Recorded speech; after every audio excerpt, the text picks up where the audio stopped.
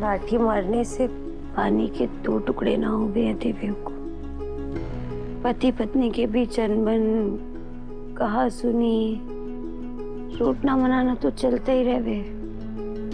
इससे जन्म जन्म के रिश्ते ना टूटे हैं। और अगर हमारा और देव सर का रिश्ता इतना ही कच्चा होता और देव सर ने हमारी फिक्र ना होती तो आज वो हमारे लिए डॉक्टर क्यों भेजते। देख लीजिएगा, देव सर हमारे पास जरूर लौट कर आएंगे। मतलब तुम नहीं मानोगी? तुम हमारे देव पर अपना दावा नहीं छोड़ोगी? कल जो आपके थे आज वो हमारे हैं, सिर्फ हमारे। फिर मैं अपनी चीज क्यों छोड़ूं? जब देव तुम्हें खुद धक्के मार के घर से बाहर निकालेगा तभी समझोगे तुम।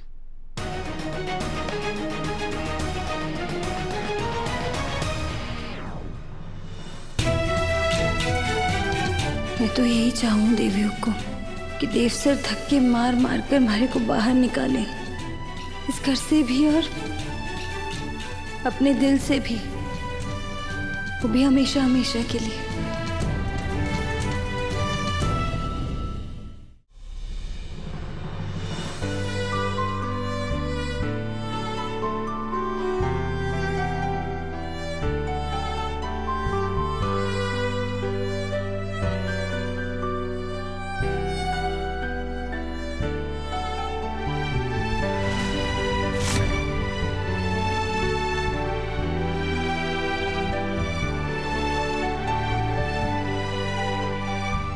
बेटा सोए नहीं अभी तक? अच्छी तरह से सो जा बेटा।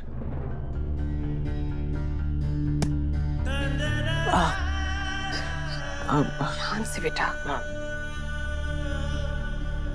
बेटा अपनी मासा से भला कोई नजरें चुराता है क्या?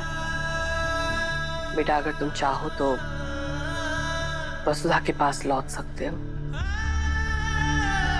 बिना किसी संकोच के। क्यों लौटा उसके पास मासा?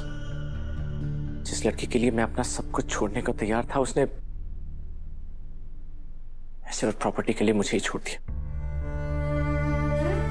आपने सही कहा था मासा, मेरी और वसु की सोच कभी मेल नहीं खा सकती। एक ना एक दिन हमारे रास्ते अलग ही होने थे।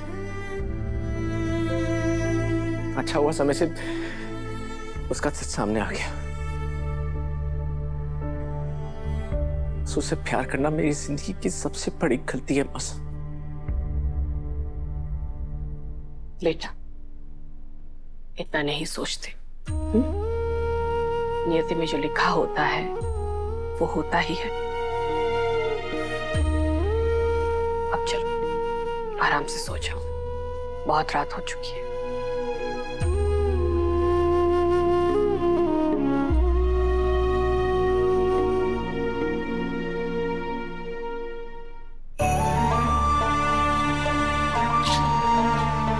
हमारी एक शर्त ने हमारे बेटे की क्या हालत कर दी है, समझ नहीं आ रहा है हम क्या करें।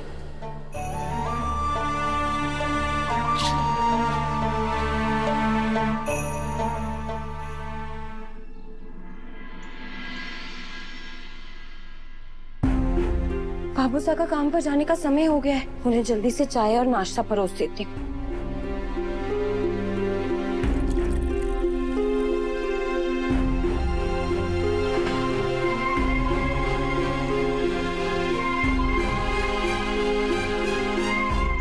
बाबू साहब ये आपकी चाय, मैं नाश्ता लगाती हूँ।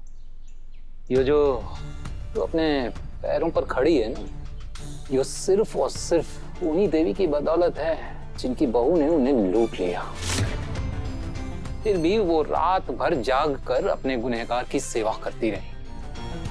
मैं तो बस भगवान से यही मनाता रहा कि यो तपका बुखार थारी जान ले लेवे, क्योंकि इस जीवन दान का तो गलत ही फायदा उठावेगी।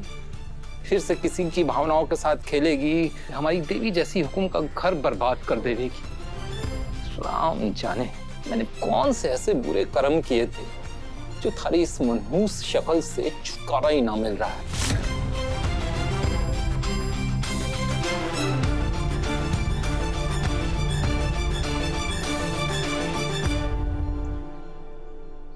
हमारे को भी काम पर निकलना चाहिए।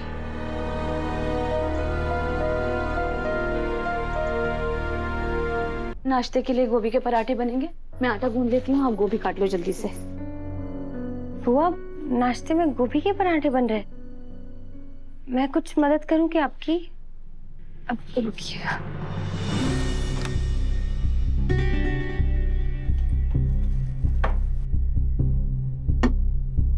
कैसे मझदार में लाकर खड़ा कर दिया तूने वसु, कि बीमार बेटी से उसका हाल चाल पूछने से पहले भी सोचना पड़े।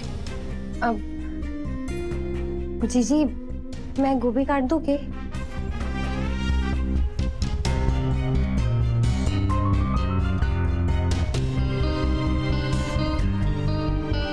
अब काकी, मैं मदद करूं क्या आपकी?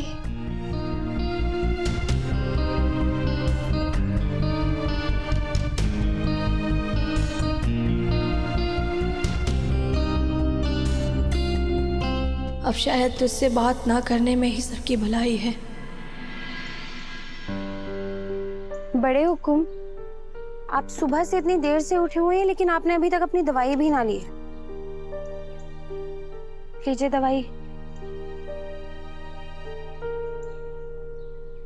अपना हिस्सा मांगते वक्त जिन आंखों में रोष था, वही आंखें आज नजरें मिलाने से कतरा रही है। क्यों? मैं भला नजरें मिलाने से क्यों कतराऊंगी बड़े हुकुम? मैंने तो अपना हिस्सा मांगा है, हमारे हक का हिस्सा। कोई चोरी थोड़ी ना की है मैंने। और वैसे भी अब हमारे को और ये गरीबी वाली जिंदगी ना जीनी है, ठाट बाट से रहना है। तो अपना हिस्सा मांग के गलती की है कि? वसु, ये छल तुम किसी और के साथ करना, वो तुम्हारे झांसे में आ जाएगा, लेकिन ये बात मैं मानने को तैयार ही नहीं। क्योंकि अगर ऐसा होता कि तुम्हें सिर्फ और सिर्फ पैसा चाहिए होता, तो इस घर में तुम दोबारा नौकरानी की तरह काम करने नहीं आ जाते। आप भी दवाई खा लीजिएगा, मैं रसोई में जाती हूँ, बहुत काम है हमारे को। बहू,